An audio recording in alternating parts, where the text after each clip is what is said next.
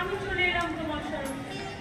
ভালো করেছো না, চলে আজ আমার মনে বড় ইচ্ছা তোমাকে নিয়ে আমি একটু সময় নিয়ে যাবে ভ্রমণ করতে।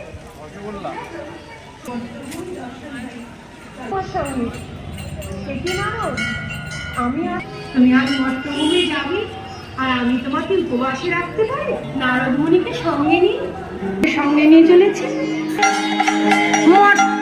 ভক্তের লারি